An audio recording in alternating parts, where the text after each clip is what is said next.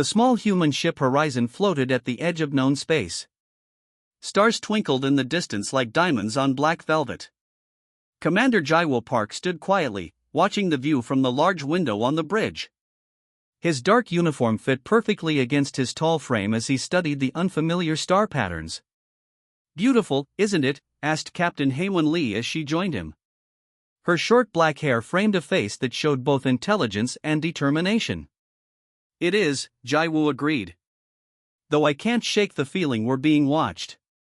The quiet moment ended when Lieutenant Do-hyun Kim called from his station. "Captain! Something's coming toward us fast." Captain Lee moved quickly to her command chair. "Show me."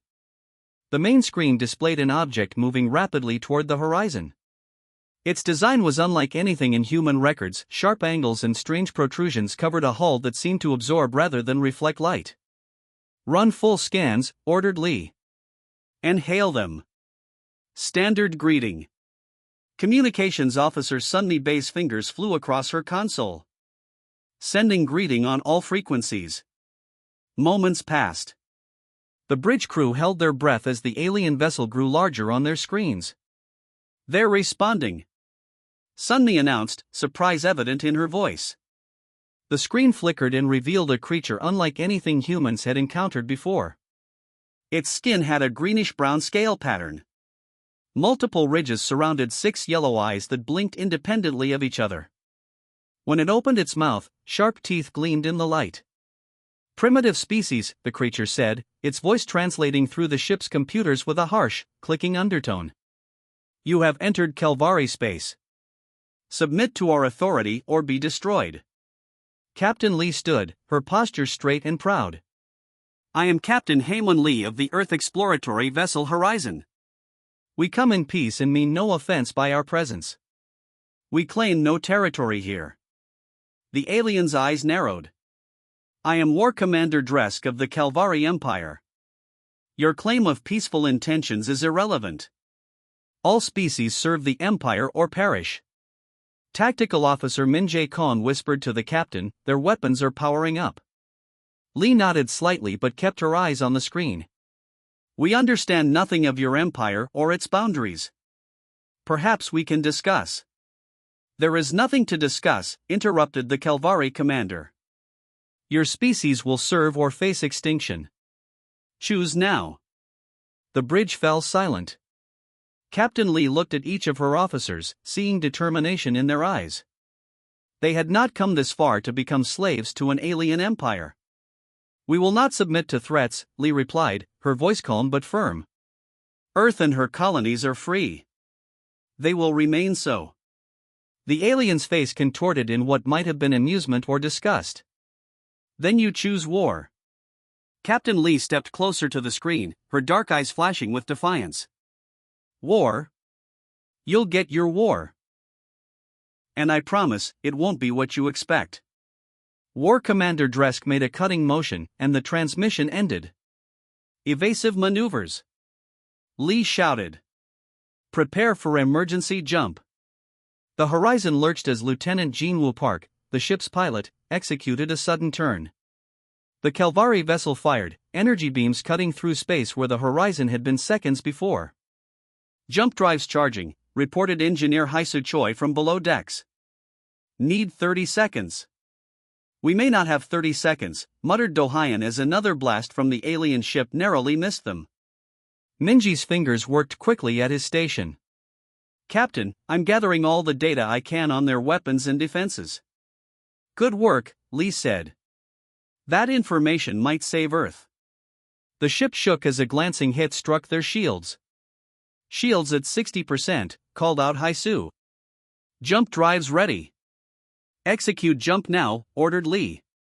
Space seemed to bend around them as the horizon activated its faster-than-light drive. The stars stretched into lines, and with a flash of light, the ship disappeared from the Kelvari's sensors. As the horizon entered hyperspace, Captain Lee looked at the data Min-jae had collected. "Send this to Earth immediately. Top priority." "Message away," confirmed Sunmi. "What do we do now, Captain?" Haewon Lee's expression was grim but determined. We've just met humanity's first real enemy in space. They think we're weak. They think we'll be easy to conquer. She looked around at her crew. We're going to prove them very, very wrong. Set course for Earth. Our people need to know what's coming.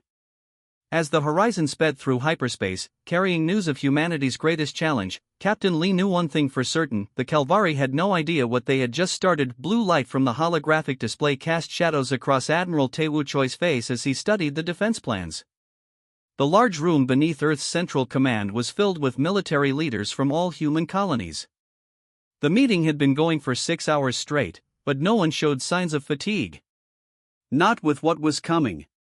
The Calvari fleet will arrive in approximately 3 weeks, Admiral Choi said, pointing to the red dots moving across the star map. His voice was deep and steady, betraying none of the fear that had gripped many when the Horizon's warning first reached Earth. Based on Captain Lee's data, they're sending 12 battleships and at least 30 support vessels.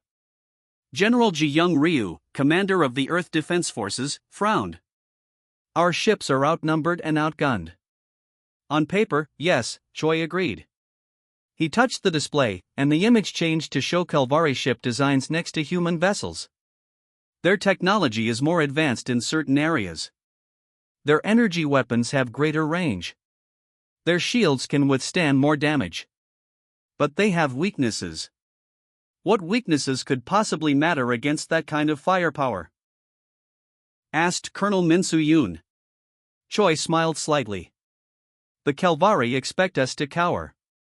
Their intelligence suggests we're technologically inferior but fails to account for our greatest asset. Which is? Asked General Ryu. 5,000 years of human warfare, Choi replied. We've been perfecting the art of combat since before their civilization began. The Calvari have conquered easy targets for centuries. They've grown complacent. The Admiral expanded the display to show Earth and its 5 major colony worlds. They expect a direct confrontation. We won't give them one. Instead, we'll use every dirty trick humans have learned since the first cave person picked up a rock. Across Earth and its colonies, the preparation had already begun. In orbit around Mars, civilian cargo ships were being fitted with hidden weapon systems. On the icy moons of Jupiter, mining stations converted their equipment to military purposes. The shipyards of Earth worked day and night, building not massive battleships but swarms of small, fast attack craft. Dr. Yoonji Kwon hadn't slept in 3 days. Her laboratory on the moon was filled with pieces of mining equipment and weapon prototypes. When Admiral Choi visited for an update, she greeted him with red-rimmed eyes but an excited smile. It works, she said simply, leading him to a test chamber. Inside was a piece of metal recovered from a previous alien encounter. Its composition was similar to Calvari hull material according to the Horizon scans. Dr. Kwon activated a device that looked like a standard mining laser. When the beam hit the metal, it didn't bounce off as expected. Instead, it cut through like a hot knife through butter. We've modified mining lasers to penetrate Calvari hull materials, she explained. Their ships aren't prepared for this frequency. Mining lasers are everywhere in human space. We can arm thousands of ships with these in days. Admiral Choi nodded approvingly. How many can you produce? With every manufacturing facility in the system working on it? Enough to arm our entire fleet, plus civilian ships that volunteer. Meanwhile, Commander Hyun-woo Shin led a dangerous mission at the edge of the solar system. His team of Special Forces operatives used stealth ships to place monitoring stations along the likely paths the Calvari would take. These sensors will give us a 12-hour warning before they arrive, Shin explained in his report. And we've established a network of hidden bases throughout the asteroid belt. We'll know when they're coming and hit them where they least expect it. The plan was risky. Instead of concentrating Earth's defenses, they would scatter them. Civilian ships would be armed. Military vessels would hide among the asteroids and moons. The Calvari would find Earth's orbital defenses minimal, almost an invitation to attack. They'll think we're stupid or desperate, General Ryu said during the final briefing.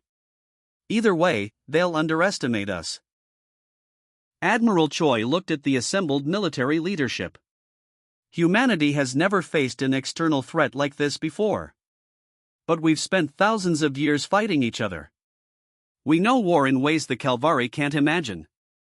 3 weeks later, sensors at the edge of the solar system detected the Calvari fleet.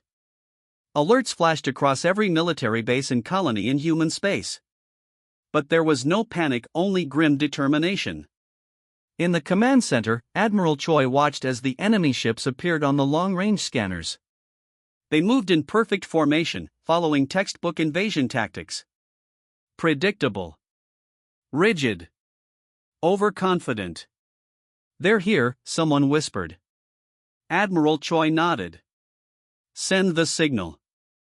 Operation Hornet's Nest is now active." Across the solar system, hidden human ships powered up their engines. Modified mining lasers came online. Stealth fighters slipped from their hiding places. When the first Calvari warships appeared at the edge of the solar system, humanity was ready. Not with a wall of battleships or a grand last stand, but with 1,000 small threats, a swarm of stinging attacks, and 5,000 years of knowing how to fight against the odds. "Let the history books remember," Admiral Choi said quietly. "This is the day the Calvari learned why you don't threaten humans." Flames rose from the burning buildings of New Sol Colony. The Calvari attack had been swift and brutal. They had appeared suddenly above the colony, their massive ships darkening the sky like metal clouds. The orbital defense stations, Earth's first line of protection, fired their weapons, but they were too few against too many. Within hours, New Sol fell. The Calvari ships moved lower, firing their weapons at the colony's major cities. Buildings crumbled. Streets cracked open. People ran in terror as death rained from above. "This is Admiral Doyen of Defense Station Alpha. We cannot hold them back. I repeat, we cannot." The transmission cut off as the station exploded in a ball of fire. From his ship, the Valiant, Captain Jihan Yun watched the destruction with a face made of stone. He had been ordered to defend New Sol, but his small fleet of 20 ships could do nothing against the 100 Calvari vessels that had appeared. "Captain, we've lost contact with ground forces," reported his communications officer, her voice shaking. Ji-hun gripped the arms of his command chair. "How many civilian transports escaped?" "Less than half, sir." "The rest?" She couldn't finish the sentence. Captain Yoon closed his eyes briefly. Millions of people had just died. The colony he had sworn to protect was in ruins. When he opened his eyes again, they burned with determination. "Send the signal to all remaining ships," he ordered. "We're retreating." The human ships turned and fled, appearing to be in total disorder. Some went in one direction, others in different paths. It looked like panic. It looked like defeat. The Calvari, seeing the humans run, moved to chase them. Their large battleships followed the retreating Earth vessels, hungry for more victory. In his private communication room, Captain Yoon contacted Earth Command. Admiral Tae-woo Choi's face appeared on the screen. "New Sol has fallen," Yoon reported, his voice heavy. "Civilian casualties are in the millions. The colony is lost." Admiral Choi's expression remained calm, though his eyes reflected Yoon's pain. "And the Calvari fleet?" "They're following us exactly as predicted," Yoon replied. "They think we're running scared." A small smile appeared on Admiral Choi's face. "Good. Spring the trap at Proxima Centauri." For 3 days, the human ships retreated, always staying just ahead of the Calvari fleet. It seemed the aliens would soon catch them. The human vessels appeared damaged, leaking radiation, flying erratically. When they reached the Proxima Centauri system, Captain Yoon ordered his ships to take positions near the system's asteroid belt. The Calvari fleet followed, their sensors showing the humans were low on power and weapons. "Easy targets. The enemy fleet is entering the designated area," reported Yoon's tactical officer. Yoon nodded. "Send the signal." Suddenly, from behind hundreds of asteroids, 200 human ships appeared. They had been hiding there for days, waiting. At the same time, Yoon's damaged ships turned around, their engines suddenly working perfectly. The Calvari found themselves surrounded. All ships, attack pattern Omega, ordered Captain Yoon. Fire at will. The battle that followed stunned the Calvari commanders. Human ships moved with incredible speed, darting between asteroids, attacking from all angles. Dr. Kwan's modified lasers sliced through Calvari hulls, while the new adaptive shield technology absorbed enemy fire. On the small corvette Swift Strike, Lieutenant Suman Park faced disaster. A Calvari blast had knocked out her weapons systems. "Engines still operational," reported her engineer. "But we can't fire." Suman looked at the massive Calvari dreadnought ahead of them. It was firing on 3 human ships, its side exposed to her. Without weapons, most captains would retreat. Suman was not most captains. "Full power to forward shields," she ordered. "Set course directly for their engine section." Her crew looked at her in shock. "We're going to ram them," she explained. "Then evacuate in the tactical pods. The ship's empty fuel cells will explode on impact." It was a crazy plan. It was also brilliant. The Swift Strike accelerated toward the dreadnought. The Calvari, not expecting such a move, realized too late what was happening. The human ship crashed into the dreadnought's engine section, its crew already escaping in small pods.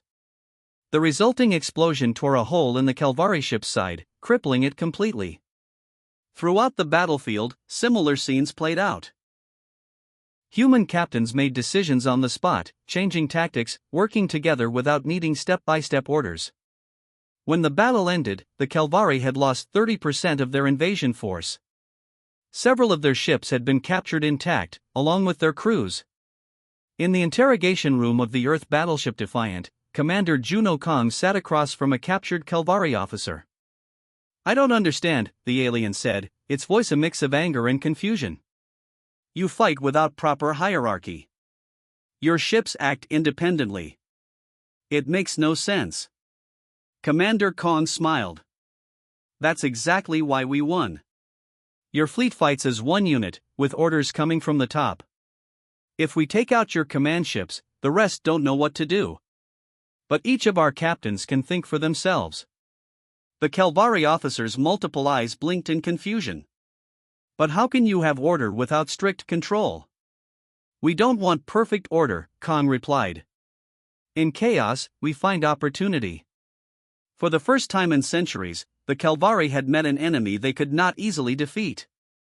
And this was just the beginning. The shadow ship moved silently through space, its black hull absorbing light rather than reflecting it. On the bridge, Captain Minji Yang watched the Calvari supply station grow larger on her viewscreen. 5 other stealth vessels followed her lead, their engines modified to leave no heat signature. "Status report," Minji whispered, though there was no need for quiet in the vacuum of space. 3 Calvari patrol ships on the far side of the station, her tactical officer reported. "They don't see us." Minji nodded. The human counteroffensive was not what the Calvari expected. After the battle at Proxima Centauri, the aliens had prepared for a direct attack on their forward bases. Instead, humans struck where they least expected it, their supply lines. "All ships, attack formation Delta," Minji ordered. "Remember, target the communication array first, then power systems, then weapons. We want this station disabled, not destroyed." Her ships moved into position. The Calvari, with their rigid military thinking, never anticipated attacks on their support infrastructure. They protected their battleships but left their supply lines vulnerable. "In position, Captain," reported her pilot. Minji took a deep breath. "Cut off the head from the body," she said, repeating her strategy. "Fire." All 6 human ships fired simultaneously. The Calvari station's communication array exploded silently in the vacuum of space. Before alarms could sound, the second volley hit power generators. The station went dark. "Patrol ships are responding," warned the tactical officer. "Too late," Minji replied with a small smile. "Mission complete. All ships, scatter and regroup at Point Omega." The stealth vessels disappeared into the darkness of space before the Calvari patrols could lock onto them. This scene repeated across Calvari territory. Small, fast human ships appeared from nowhere, struck critical targets, and vanished before the enemy could respond. Supply stations, fuel depots, and communication relays fell silent one by one. On the Calvari homeworld, war leaders gathered in their high command center. Supreme Fleet Commander Grekthar, the most decorated warrior in their history, pounded his fist on the table.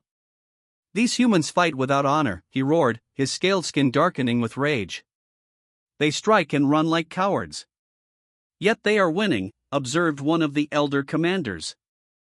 "Our forward fleets report supply shortages. Many have lost contact with Central Command." Grekthar stood to his full height, nearly 3 meters tall. "I will take personal command of our forces. Prepare my flagship and 100 of our best ships." As the Calvari prepared their counterattack, an unexpected message reached Earth Command. Admiral Choi was reviewing battle reports when his communications officer interrupted. "Sir, we're receiving a transmission from a non-human, non-Calvari source," she reported. "They identify themselves as Altarians." The view screen showed a tall, slender being with pale blue skin and large, gentle eyes. "People of Earth," the Altarian said. "We've observed your resistance against the Calvari Empire. For 3 centuries, our people have lived under their rule. We wish to join your cause." The Altarians were not alone. 4 other species reached out to humanity, all former victims of Calvari expansion. Each offered knowledge, resources, and fighters. Commander Daeho-han, a specialist in covert operations, found himself leading a mixed team of humans and aliens. His mission: infiltrate the Calvari command ship and plant devices that would track all communications. "The ship is massive," Daeho told his team as they studied the schematics provided by their new allies. "But the Calvari are creatures of habit. Their security patrols follow the same routes at the same times." The infiltration succeeded beyond expectations. Not only did Daeho's team plant the tracking devices, but they also gathered critical intelligence on Calvari tactics. This information proved invaluable to Lieutenant Jaiwon Lim and her AI development team. Working day and night, they analyzed thousands of Calvari battle communications. "I've found it," Jaiwon announced finally, her tired face breaking into a smile. "They use a mathematical sequence that repeats every 17 minutes.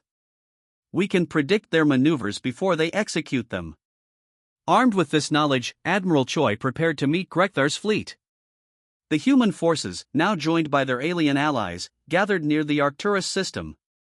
"The enemy believes this will be their great victory," Choi told his captains. "They think their superior numbers and supreme commander will overwhelm us. But we know their moves before they make them." When the massive Calvari fleet appeared, the humans were ready. As Grekthar ordered his ships into attack formation, the Earth vessels were already moving to counter. "They know our plans," a Calvari officer shouted as human ships appeared exactly where they were most vulnerable. Grekthar watched in growing horror as his carefully planned attack fell apart. Human vessels seemed to anticipate every move. Allied ships from 5 different species coordinated perfectly, something the Calvari had never seen before. "This is impossible," Grekthar muttered as another of his battleships exploded. In his command center, Admiral Choi watched the battle unfold. "Send in the final attack group," he ordered. A fresh wave of human and allied ships appeared from behind Arcturus's moon, striking the Calvari fleet from behind. Caught between 2 forces, with their communications disrupted and their battle plans exposed, the Calvari ships began to break formation. For the first time in their 1,000-year empire, they faced not just defeat but annihilation. Supreme Commander Grekthar, who had never known failure, watched his mighty fleet crumble before the very species he had dismissed as primitive. The age of Calvari dominance was ending. The blue-green planet of the Calvari hung in space like a jewel. Around it, thousands of ships faced each other in the final battle of a war that had cost millions of lives. Admiral Haewon Lee stood on the bridge of the flagship Defiant, her eyes fixed on the viewscreen. 5 years had passed since her first encounter with the Calvari as captain of the Horizon. Now she commanded the combined forces of Earth and 5 alien races who had joined the fight against their former masters. "Status report," Lee ordered, her voice calm despite the tension filling the bridge. "All ships in position," replied her second-in-command. The Allied fleet is ready. The war had reached its end point. After the defeat of Supreme Commander Grekthar, the Calvari had grown desperate. They had unleashed their most terrible weapons, planet killers that could tear a world apart. 3 human colonies had already been reduced to ash, along with billions of innocent lives. But humans, as always, had adapted. Scientists working day and night had developed a shield network that could withstand even these terrible weapons. Technology the Calvari had thought impossible. "We're in position," reported Captain Sun Wuzhong from his ship. "The shield network is holding." Admiral Lee nodded. "Open a channel to Calvari High Command." The screen changed to show a familiar face, the same Calvari commander who had threatened her ship years ago. Now he wore the markings of the High War leader. "You were given the chance to submit," the Calvari leader hissed, his multiple eyes blinking rapidly in what Lee had learned was a sign of anger. Lee looked at him steadily. "And you were given the chance to leave us in peace. Your mistake was thinking your technological advantage made victory certain. You never studied our history." "History is written by the victors," the Calvari replied. "And we have never known defeat." "Until now," Lee said simply. The transmission ended, and the battle began. Calvari ships fired their terrible weapons.